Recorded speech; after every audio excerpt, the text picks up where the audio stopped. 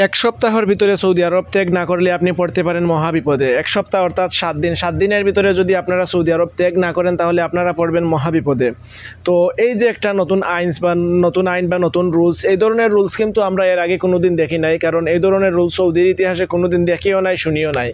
তো কারা এক সপ্তাহের ভিতরে সৌদি ত্যাগ না করলে মহাবিপদে পড়বেন বা পড়তেছেন, বা এই ধরনের যে নতুন আইন জারি করা হয়েছে সেই বিষয়ে আজকে আমরা A to Z আপনাদেরকে তথ্য দেব। তাই আশা করি আপনারা সবাই ভিডিওটা না টেনে সম্পূর্ণ দেখবেন, এবং আপনারা যদি ভিডিওটা থেকে বিন্দু পরিমাণ উপকৃত হন তাহলে ভিডিওটা লাইক করতে ভুলবেন না, এবং চ্যানেলটি সাবস্ক্রাইব করে পাশে থাকা বেল বাটনটি অন করে দিবেন, কারণ আমরা প্রতিনিয়ত সৌদি আরবের নতুন নতুন আপডেটগুলো নিয়ে আপনাদের সামনে ভিডিও দিয়ে থাকি।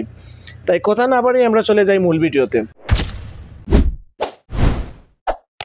Subscribe to my channel. আসসালামু আলাইকুম সম্মানিত ভিউয়ার্স, সবাই কেমন আছেন? আশা করি ভালো আছেন। বরাবরের মতো আমি নতুন আর একটি ভিডিও নিয়ে হাজির হলাম। তো আজকের ভিডিওতে আমরা কথা বলবো, আমি যে বলতেছি আপনাদেরকে এক সপ্তাহ অর্থাৎ 7 দিন, 7 দিনের ভিতরে যদি আপনি সৌদি আরব ত্যাগ না করেন তাহলে আপনার জন্য অপেক্ষা করতেছে ভয়াবহ বিপদ। বিপদটা কাদের জন্য সেটা বুঝিয়ে বলি।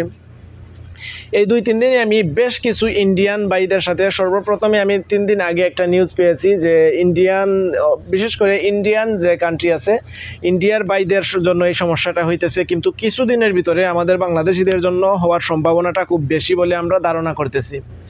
ওনারা যদি মক্তব আমেল হোক অথবা ওনাদের যে এম্বাসি আছে সেই এম্বাসির মাধ্যমে হোক, যেই মাধ্যমে হোক, লিগেল প্রসেস অর্থাৎ লিগেল ওয়েতে যদি ওনারা এক্সিট নেন দেশে যাওয়ার জন্য, এবং 7 দিনের ভিতরে দেশে না গেলে ওনাদের এক্সিট কিন্তু ক্যান্সেল হইতেছে।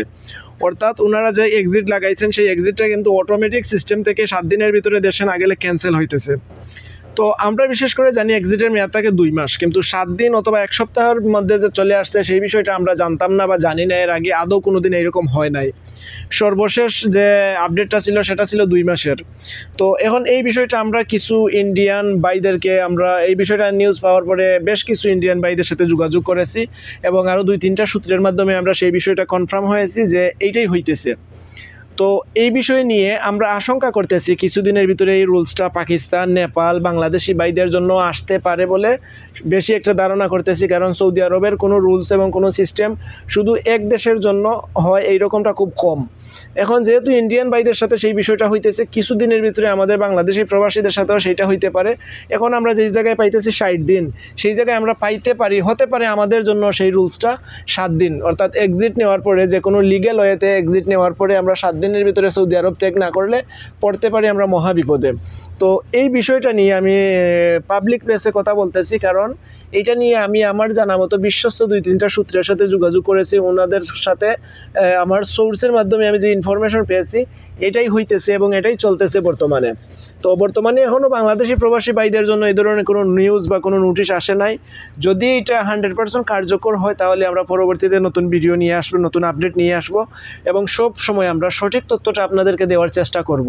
তো এই বিষয়টা আপনারা মাথায় রাখবেন, যারা এক্সিট লাগাইতেছেন বা লাগাইবেন, বা এক্সিট নিয়ে যারা চিন্তাধারা করতেছেন বা পরামর্শ করতেছেন, আপনারা এই বিষয়টা মাথায় রাখবেন, এবং আপনারা ভালো করে যাচাই বাছাই করে তারপর বিষয়টা নিয়ে আপনারা যে কোনো কারোর সাথে লেনদেন করবেন বা আবেদন করবেন, যেটাই করেন আপনারা আপনাদের ভালো করে সুস্থ মস্তিষ্কে চিন্তাধারা করে তারপর কাজ করবেন।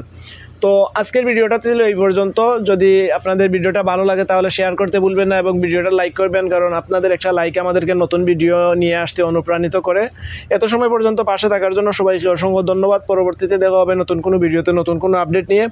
ততক্ষণ পর্যন্ত আপনারা ভালো থাকবেন, সুস্থ থাকবেন, সুন্দর থাকবেন। আল্লাহ হাফেজ। আসসালামু আলাইকুম।